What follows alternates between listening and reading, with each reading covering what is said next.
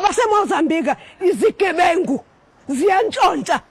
ngamnika imali watshela ku 250 kade efuna 1500 ngamnika usathi ngangimpantsela